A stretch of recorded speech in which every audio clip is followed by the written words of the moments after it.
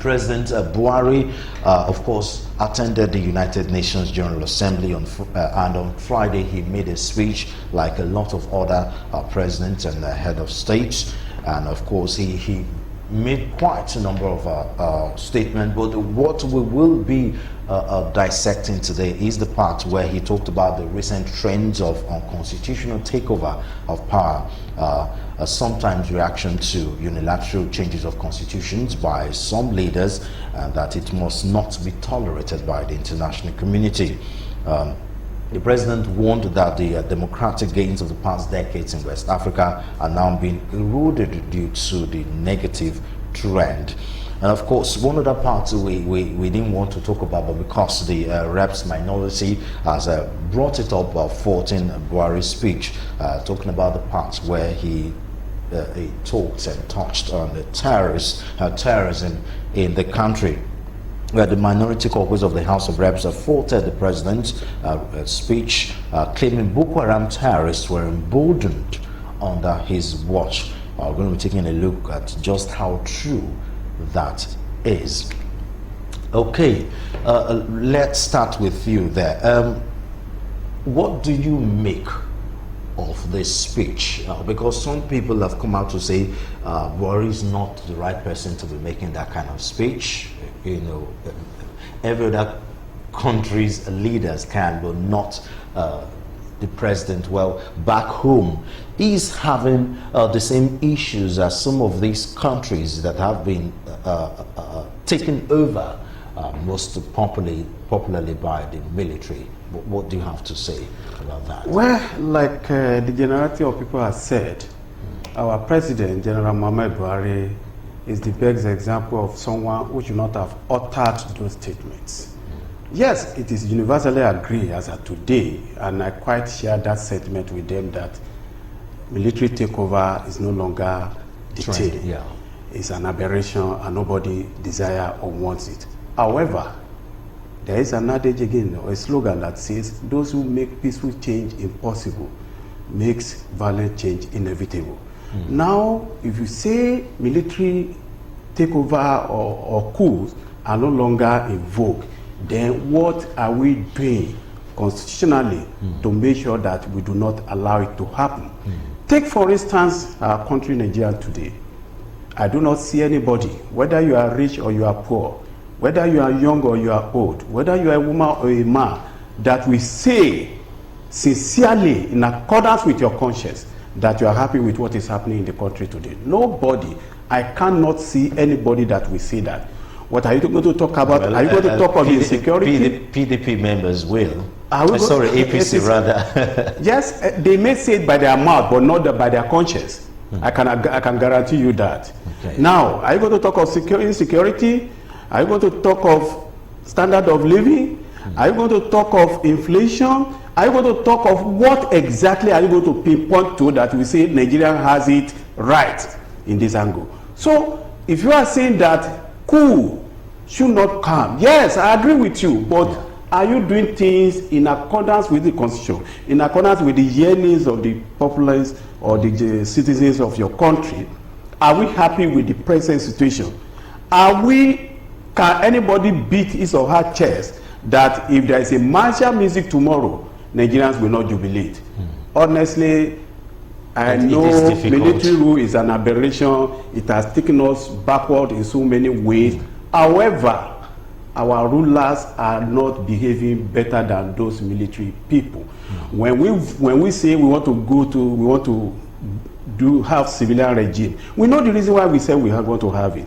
We want to have freedom of speech. We want to have freedom of movement. We want leaders that will listen to us and do in accordance with the yearnings of the people. We want people who will formulate policies that will be able to take away this country from where we are. Are we having all those things?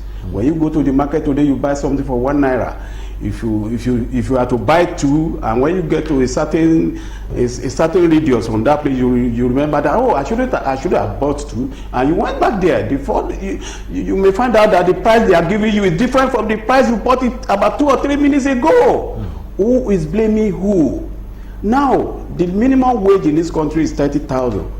Who can live on 30,000 a month in this country? Nobody.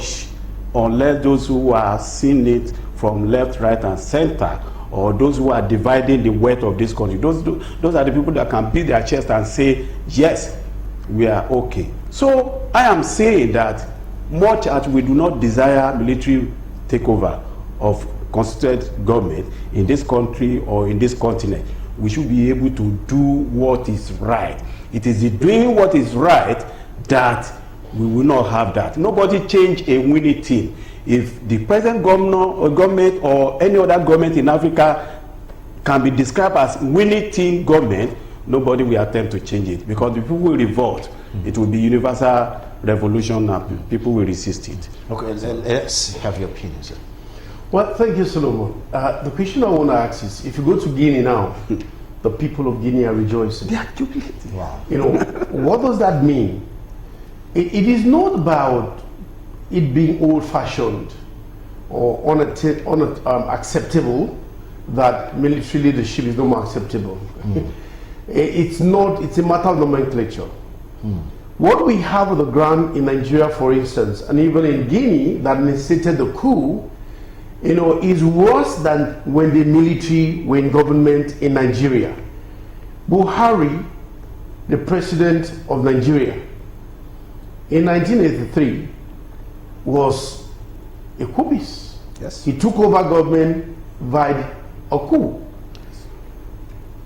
The circumstances of Nigeria today, the troubles, the crisis, the agitations on the ground in Nigeria today are 1,000 times more than what we had in 1983, yes, when he and Diagbon and others, you know, plotted successfully a coup and took over the reins of governance. So today, so it's not whether it is the military that are in government.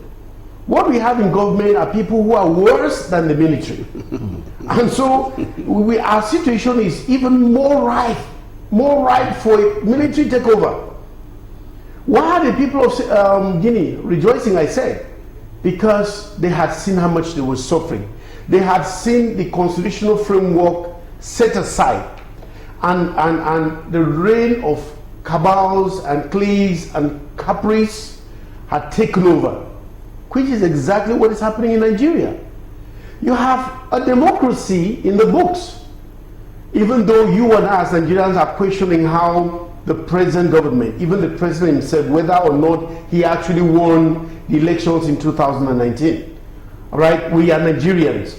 It is not that he's been sworn in. Yes, he's been sworn in, and legally he has the reins of authority and power.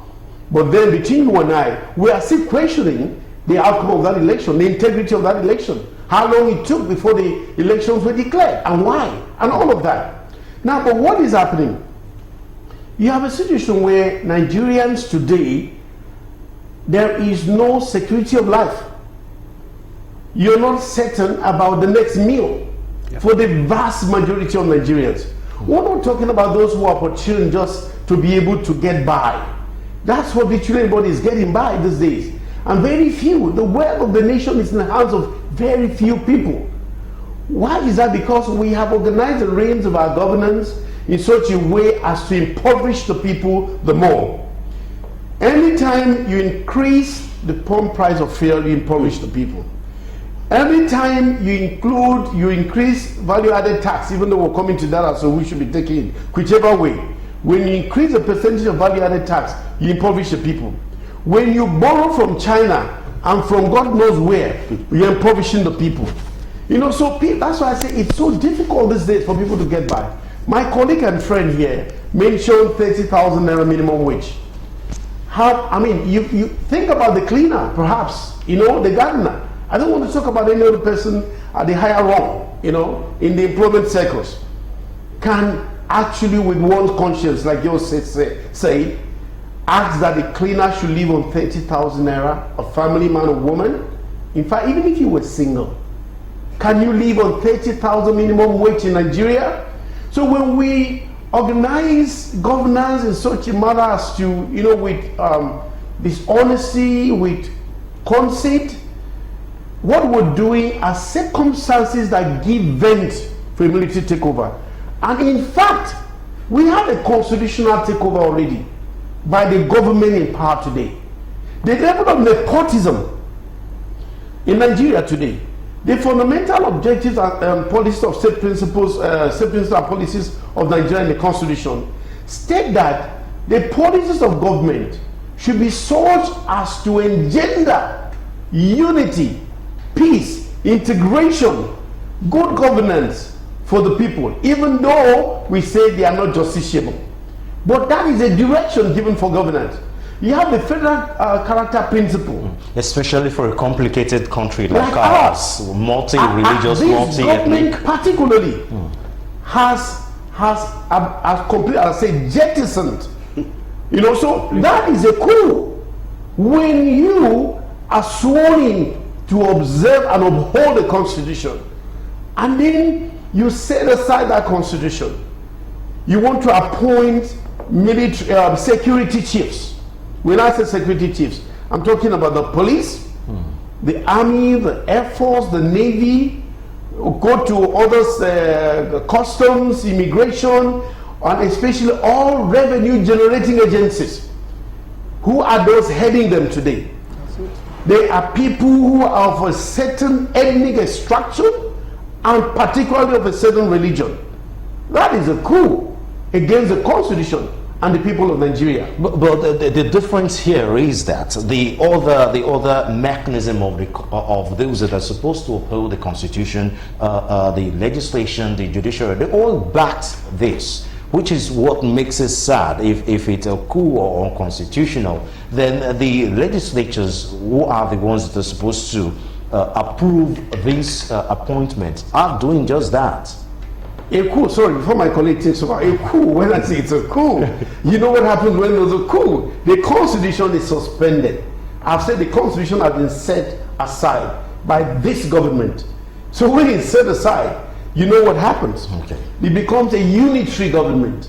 What we have is a unitary government. Yes, indeed, I'm a legal practitioner. I go to court. The courts are there. The courts have always existed when the military were there, were they not? Yet it was a unitary government.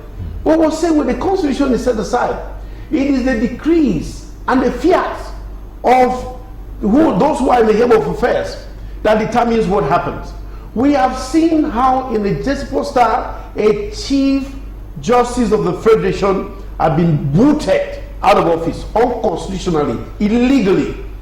We have seen how, except for this 9th assembly that has decided to be an appendage, in my view, of the executive that's allowing just about anything to go, any bill, any policy. There's no check and balances. It didn't happen in the 8th assembly because those that were there stood their ground in the best interest of Nigerians, as it were. It was not for their own good or for their own personal interest.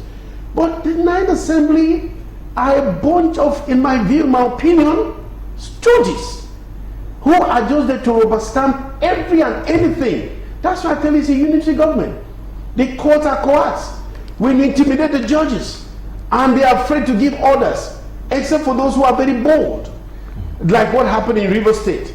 You know, the Federal High Court. Okay, I commend the judge. Let's hear what Barrister Fred Ogoneseve have to say about it. He's talking to us from Egbeda, Alimosho local government area of Lagos. Good to have you on the program, Barrister Ogoneseve. What is your take on this issue?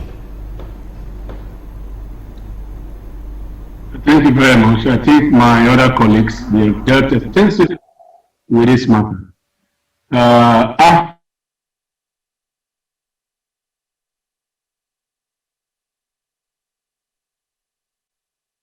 We can't hear you, Barrister Ogoneseve. We will have to come back to you when the network clears. Okay, let's come back to now.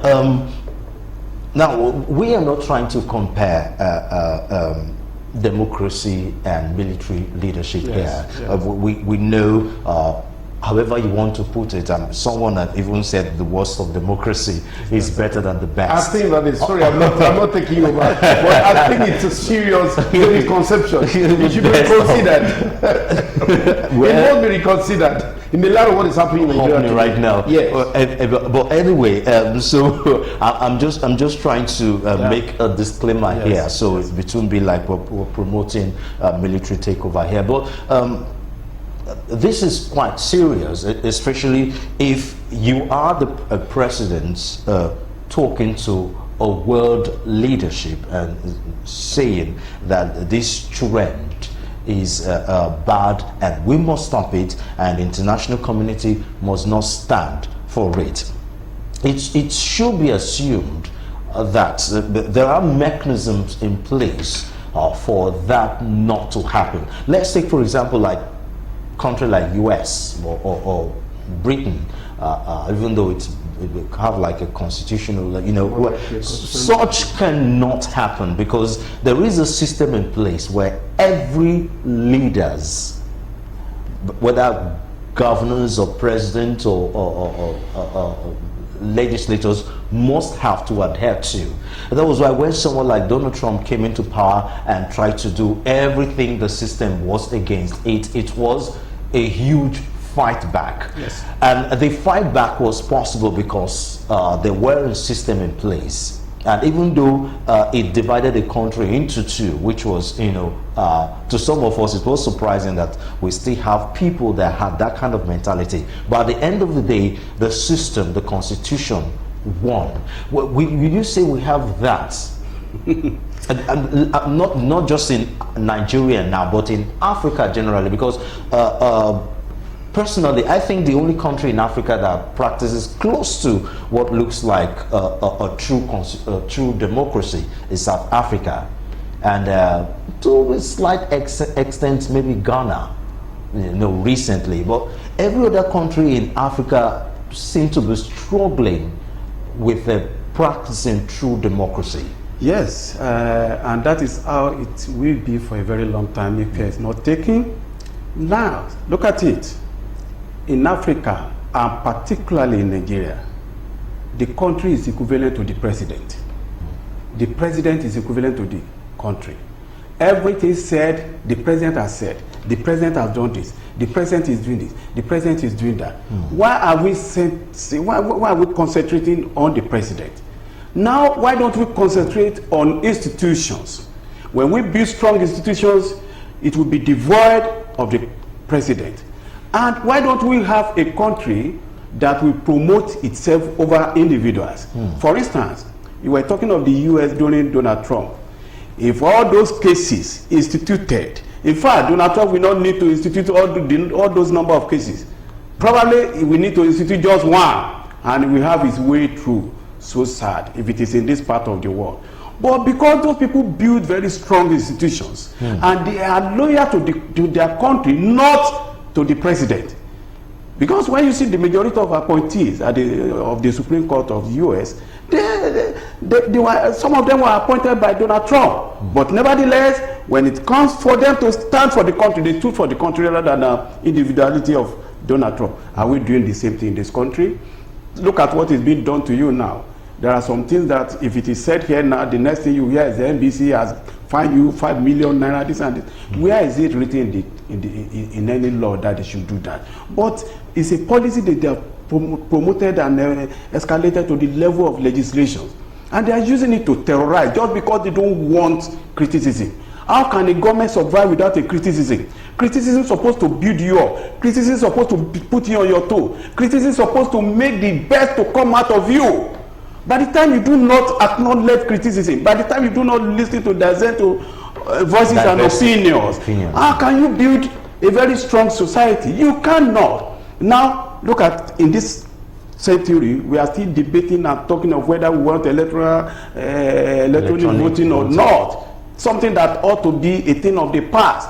Now, you have people on Zoom now, just because the COVID-19 taught us some bitter lessons. Why don't we build on that? Because nobody will be talking of coup in Africa if the vote will count. We will endure whatever will be done to us in 4 years, knowing fully well that we have a weapon on our hand that we are going to use in another election. But would they allow it to count? And when you have electronic system of voting, definitely our vote will count. And people will now be more encouraged to go out and vote. People will be more encouraged to register for votes and what have you. Knowing fully well that if you are not performing well, by the next election, we are booting you out constitutionally. With this, if this is enshrined in all the constitution of Nigeria, of the African countries, and we know we are achieving it, nobody will be talking of coup. Nobody. Okay, so you were itching to say something. Let's hear you. Yes, of course. I just start off with what everybody always says, the definition of democracy by Abraham Lincoln: government of the people, for the people, and by the people. You know, that's what democracy is.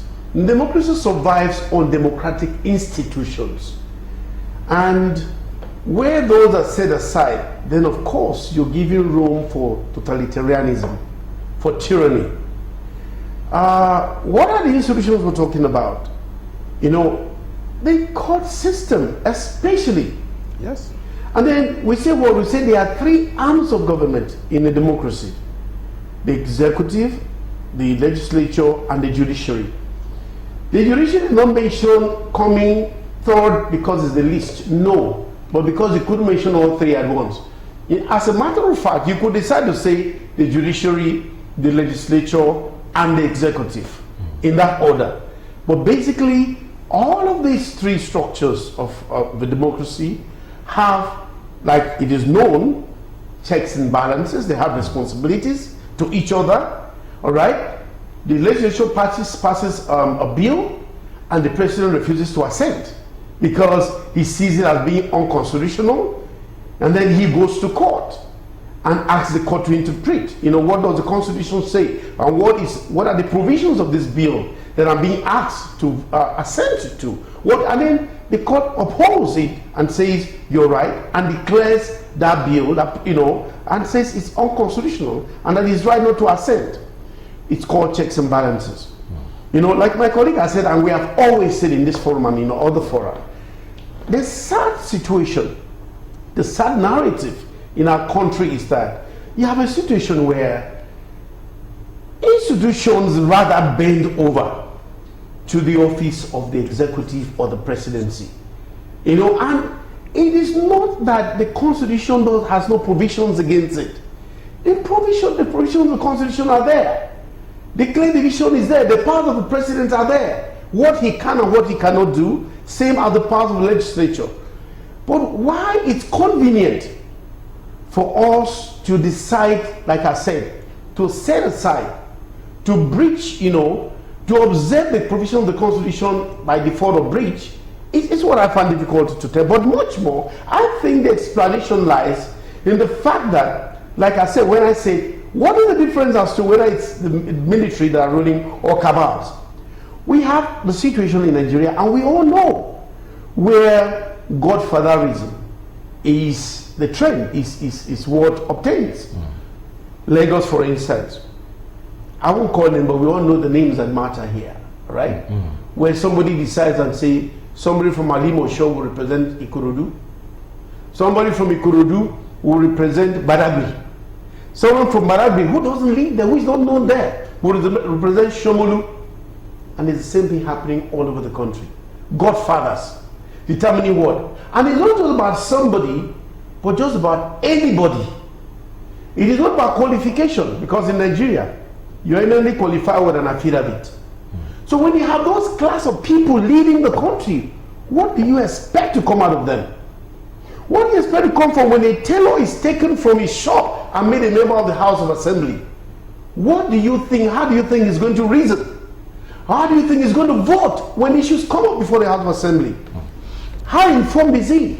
And whose loyalty does he have, or to whom is he bending? When he's going to vote, the man who lifted him from being a teller, who may hardly even spell his name rightly, and made him a member of the House of Assembly, will tell him what to vote for. And that's what is happening in the state, in the local government, in the state assemblies and at the National Assembly. So we're here asking questions every now and then. In fact, what has saved Nigeria has been a reaction of Nigerians to bad laws or bad policies. Nigerians saying no, and I urge that the only apparent check today that's supposed to set instead of the check and balances under the Constitution is the voices of Nigeria, and they should not keep those voices down anytime and every time. Okay, we have a Barrister Ogenesebe back. Hopefully the network will be stable enough for us to hear what he has to say. Good to have you back, Barrister Ogenesebe. Let's have your say on that, on what we're talking about. Yes, thank you very much. Coups don't just happen. They happen because there are problems that need to be addressed. And in the issue we have at hand in Africa, or West Africa, it's a pointer to the fact that leaders, political leaders in this continent, are not doing the right thing yet. Because democracy is about governance. It reflects. It is something you can feel. If you have good roads, it's obvious. You see your roads working. And if you have a good health system, the hospital, the attendants, the drugs, the treatment you receive, attest to the fact that there is good governance. And in the area of education as well, if there is good governance under democracy, you will see the standard of education, quality of education. And you will see the attention that government pays to infrastructure development and knowledge acquisition in our institutions. We have seen coup in Guinea now. We saw in Mali, and in 2019 there was also a coup d'etat that failed in Ethiopia. And back home in Nigeria, we have crisis that is even worse than some of the crises we have in those countries that has emanated to coup at the moment. My learned friend just mentioned a critical issue on our constitution, on the federal character system, whereby certain positions are supposed to be distributed equitably in this country. That in itself is no longer the issue. They no longer pay attention to that in our constitution. And I agree with him sincerely that technically this administration of Buhari has set aside the constitution in some ways, to do that which is not right. And we are just being lucky in Nigeria, for example, very patient. Just don't want military caution any longer. What we want is good governance. What we want is sustainability of our democratic system. And what we want is the well-being of our people. And that in itself is what we don't have at the moment. The government of the day is worse than any other government that has ever been in place in this country. And what we see at the moment is coming on board of President Buhari with an ethnic and religious agenda.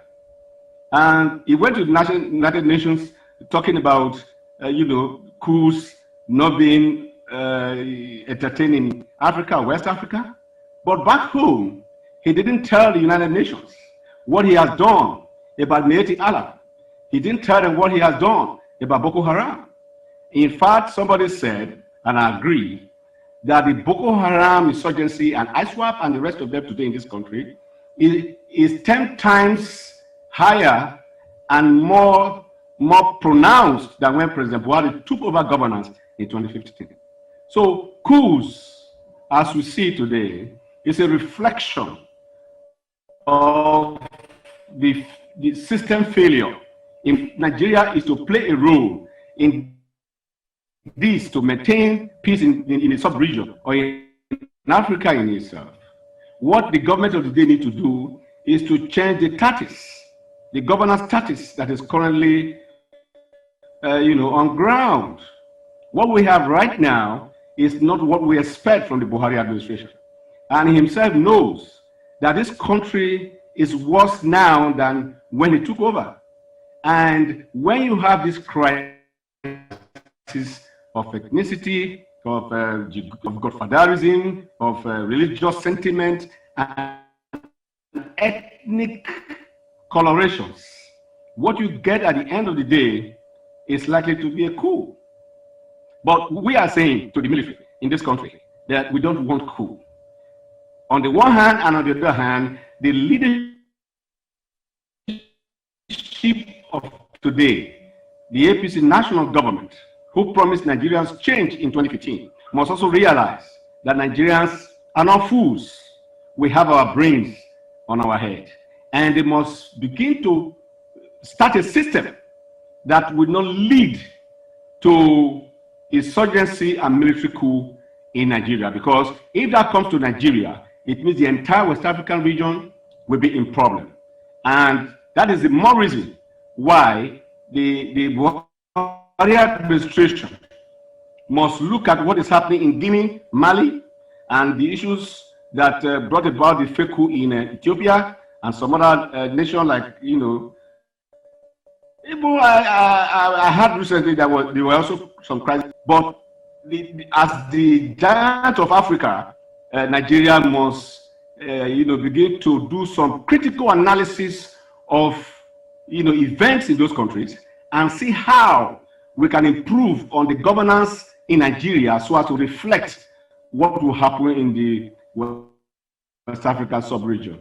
And if we fail to do that, President Buhari cannot say to us that Nigeria remains the custodian of, political, of democracy in Africa. He can't say that because for you to be a custodian of a sustainable democracy, we will for you to be the get giant back of to Africa, you on the other issues. So, okay, looks like he's still talking. Good governance is all about. Okay, so just to stay with us now, he has talked about the Boko Haram, so let's build on that. But before that, the president also affirmed Nigeria's support to ECOWAS, African Union and UN to address the growing challenge, saying member countries need to adhere to the constitutional provisions of their country, underline adhere to the constitutional provisions of their country. Especially with the fact that this government has been fingered as the government that have disregarded more than every other democratic government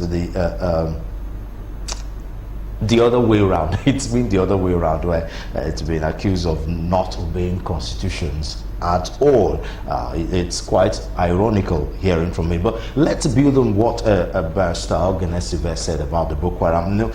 The Minority Caucus of the House of Reps has faulted the President Muhammadu Buhari's speech, particularly that side where the Elumelu said he was alarmed by President Buhari's speech that terrorists have been so weakened in Nigeria that they are now preying on soft targets, when in reality insurgents have become so emboldened under this watch. Right now we've been hearing news of some Boko Haram members surrendering, and there was even talk of amnesty for them. Do you think that's the part where the president is actually talking about, because it is happening? Well, like I said, and like majority of Nigerians know, honestly, some of the things being said by the president and his lieutenants and subordinates, they are just rhetorics. They are not facts on the ground. I have not confirmed the story, but as of today, I think some military formation has been attacked, and soldiers numbering over 10 has been reportedly killed. And we hear stories like that almost on a daily basis. It's yet to be confirmed. Now, in what way are we weakening the Boko Haram and the bandits and what have you? If there's anything we are doing, we are only giving them fertilizer, we are only giving them power, we are only giving them strength. You understand? Now, government officials, particularly the executive and the security agencies, will not boldly, with their conscience intact, tell Nigeria that they don't know where the Boko Harams and bandits reside. They do. We are talking today, we have official negotiator for Boko Harams. We have people supplying them one thing or the other. They've gotten hold of all these people. Those people can as well lead them to where they are. And I'm even confidently saying they don't need to be led. They themselves know where these people are. That's right. If you want to get the Boko Haram off the problem of Nigeria today, honestly, within the next 3 weeks, 1 month, it will be done if the will to do it is there. The United Arab Emirates, the government of Dubai, told us, mentioned certain names. Have they investigated those names? But you know, those who will be mentioned will not be you, will not be me, will not be people like us. Those who will be mentioned are the people who belong to the mover and shakers of this society, and they are quote and unquote untouchable. So if you are untouchable, then what do you want to achieve? With profound respect, our dear Islamic scholar Gumi could lead us to where these people are. He has sat with them conveniently. We saw the photograph, we saw everything. They were even, some of the governors were even defending that Boko Haram people, they only do it for commercialization, not for any other thing. So they are not terrorists. When you say all these things, definitely you are not speaking from your conscience. You are not speaking from your heart. You are only talking from your mouth. And it's unfortunate. And as long as we allow this insincerity to continue, as long as we are pampering them, as long as we are covering their deeds, then they will definitely hurt all of us. All of us. All of us. Senator has been key. Members of the legislature have been key. Mentions one person or the other from a top category that has not been killed by Boko Haram or the bandits. The most important thing in a democracy is adherence to the rule of law. Strict adherence to the rule of law. If anybody commits any offense, no matter how highly placed, let him face the music. That will be the only thing that will serve as a deterrent to others. Why are people going for kidnapping? Why are people going for ransom nowadays? It's because nobody has been made a scapegoat. Nobody has been made an example that they should not do it. And once I can do it successfully, I become a millionaire overnight. Why will I not join it? And people are not being arrested. So it gives me the boldness of the heart to continue. So do you agree with him? Yeah, well, I'll start off by saying that there's a statement credited to the late head of state, General Sani Abacha, where he said if an insurgency survives 24 hours, the government is involved in it. Well, my observation in Nigeria is that the government of Nigeria is involved in insurgency in Nigeria. Sure. That's my observation. Why am I saying that? It's a popular one. Why am I saying that? You know, we have, from history, the best military in the West African region, at least. I want to see where they have proven themselves. In Liberia, in Sierra Leone, I have a young man from my community very close to my heart, my family who died in Sierra Leone, who went out because Nigeria proved that we have the best military. And in other international missions, over the years, Nigerian soldiers have proven themselves to be the best, one of the best in the world. Sure. And so, who are Boko Haram? Who are bandits? And they've seen worse than Boko Haram. who are headsmen? You see, what is a failed state where non-state actors can wield or exercise similar, same, equal, or higher force than a government in authority? That's a failed state. But is it also possible that the standard of training have dropped? Well, I don't want to go. Why would it have dropped? It has dropped under a government that has refused to deal with. I want to maintain my train of thoughts, please. What standard of training? We don't have Jaji, we don't have Nigerian Defense Academy again, we don't have, what is missing now? And who are the soldiers who are training the incoming soldiers? They are the old soldiers who are proving themselves, isn't it? It is not recruits who are training recruits.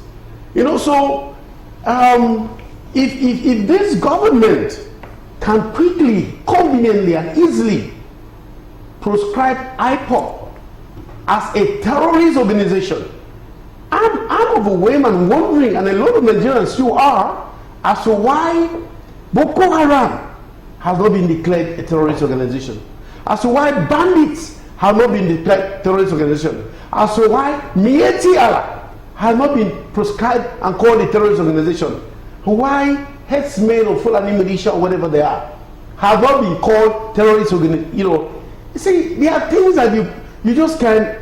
We have one life to live, and at one stage, you know, you come to a station in your life where if I don't have another country, you have to say the way it is, so that maybe some people have to know we all know the truth.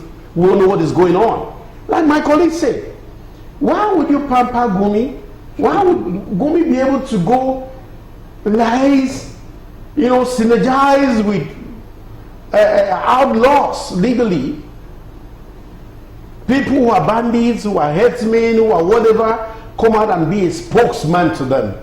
The DSS are not invited in one day. Okay, I know we have a lot to talk about, but we still have to go to the other topic. So the truth of the matter is that we cannot go on this way and then we're pretending when we go out to the 76th Assembly and begin to tell the world we don't, this is not allowed, this should not, you know, it's pretense and it's cheap indeed when you want to do